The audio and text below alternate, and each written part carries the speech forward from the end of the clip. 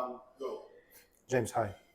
Thanks. It's such a great honor to meet you here in Budapest in third geopolitical summit. I read and saw your interviews after the beginning of the war, and you said that still in the United States there is a support of Ukraine by two ruling parties, Right. major parties. What do you think? What is happening now inside American politics? Well, look, I think that's still true. True. No one in America wants Russia to win this war, not only because Russia is wrong and they're the invaders and they're evil, but because it's not in America's interest to see anything but a free and secure and prosperous Ukraine. Mm-hmm. So here's what's changed, I think, and this is all about American politics, and you hear this. It's not about people being against Ukraine. There are concerns about our president and his policies, and I think I think Ukrainians would understand this, because every time there's a request for, well, we need more Ukraine funds because we all support Ukraine, then the president adds even more spending and more spending and more spending on things that have nothing to do with Ukraine, Mm-hmm. and arguably, I would say, aren't actually very good for Americans. So we have a debt as big as our national economy, and yet our president wants to spend more money on a lot of silly things, again, which have nothing to do with Ukraine. Mm-hmm. He doesn't have a plan on how we're going to support for Ukraine. Mm-hmm. America is concerned that all their money is spent effectively, so accountability. So, and I'm not saying this as a Republican, because I'm not a Republican, but he has abused the goodwill of the country, Mm-hmm. used to push his agenda. So we'd like to find a way to support Ukraine, but we want to do it in a way that's responsible. And look, I think American support is going to be fine through this year. And Sure. I do. And there'll be debates, and there's already so much in the pipeline Mm-hmm. that's there that it's going to be fine. Mm-hmm. And here's the thing, we're going to have an election. It's not going to make a difference, because by the time a president gets in office, we know where this is going. And I think it's just the reality on the ground.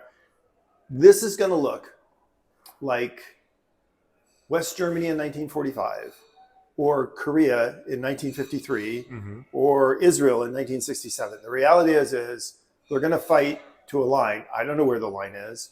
And then the fightings can't go on, because neither Ukraine nor Russia can fight an offensive war of attrition forever. Mm-hmm. Because offense means you're going to put men into the ground day after day. Neither side can do that. And especially as the defenses get better, you can't go on offense without so many people on the ground.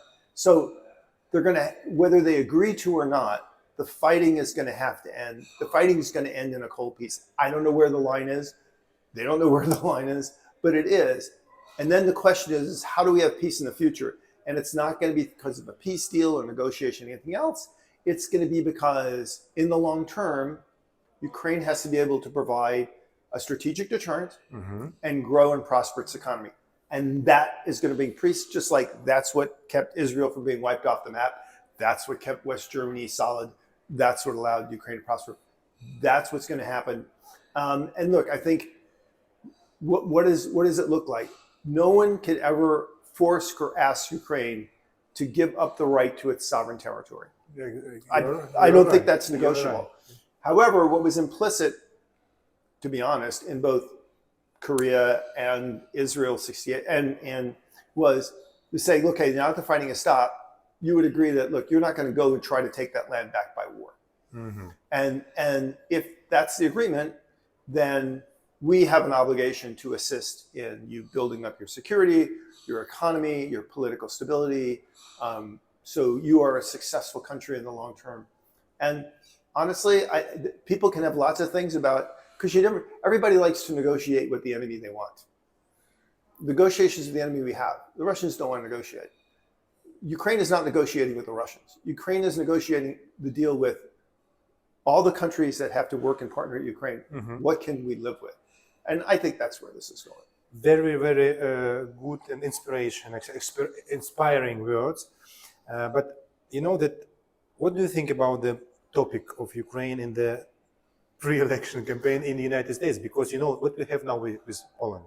Poland, our ally. Right. But just recently I took the interview with some Polish expert, and he said, Andrei, what is happening now is that the problems between Poland and Ukraine. It's one of the domestic internal pre-election situation in Poland. Yeah, but it's not going to really, in the end of the day, that's not what's going to turn the Polish election. I think they should be much more worried about this visa scandal. But, and I'll be honest, look, like I said, we have lots of concerns about how our president has managed Ukraine policy. And that is, but I think the reality is the American election, much like the Polish election, is going to turn on domestic issues. In the United States, it's crime. Honestly, it's the things every Ukrainian would understand. Yeah.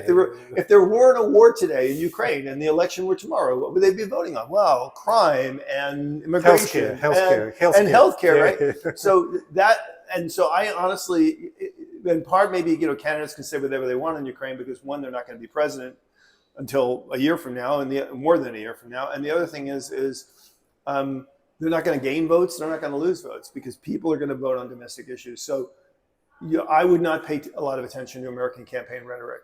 I would assume that America is going to be a strong partner for Ukraine because it's in Ukraine's interest. But what Ukraine will have to do, which I think this is the new America, right? The old day, well, we just help our friends. America, we've got our own challenges.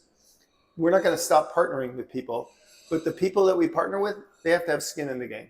We'll do our part. You're going to have to do your part. This is a heavy lift for Ukraine. You have to rebuild your country. You have to go, take care of your people, create human flourishing. You have to be prepared to deter an enemy. Honestly, I think the Ukrainian people are up for that. I think challenge, creates greatness. I think the Ukrainian people will rise and become a great nation. And somebody actually, somebody said, well, how's the war going to end? And I kind of described it. He goes, well, isn't that terrible that it ends in kind of a stalemate? And I said, well, you know what?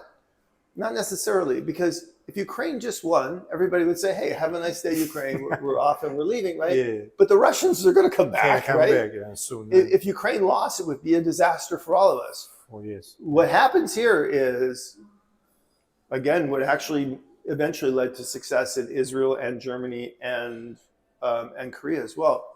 There was a threat, so we had to stay and support.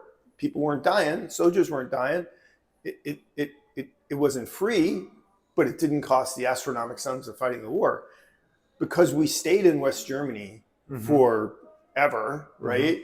When the war ended, Germany became the most prosperous country in Europe. Because we stayed in Korea, because we couldn't, turn our back on Korea because of the threat of North Korea. Eventually, Korea became one of the world's best democracies and one of the world's most powerful economies. Israel, because we didn't turn our back, Israel became a prosperous, important country in the Middle East. So, okay, sometimes, it's like in a soccer tournament. Sometimes a draw winds up being a really good thing because it says, if we want to go to the next round, we got to stay in the game, we got to fight harder, and we got to keep at it. So I'm optimistic. I'm optimistic about America and Ukraine. Thank you. And I'm optimistic about the future of the people of Ukraine. Thank you. Grazie. Thank you. Thank you.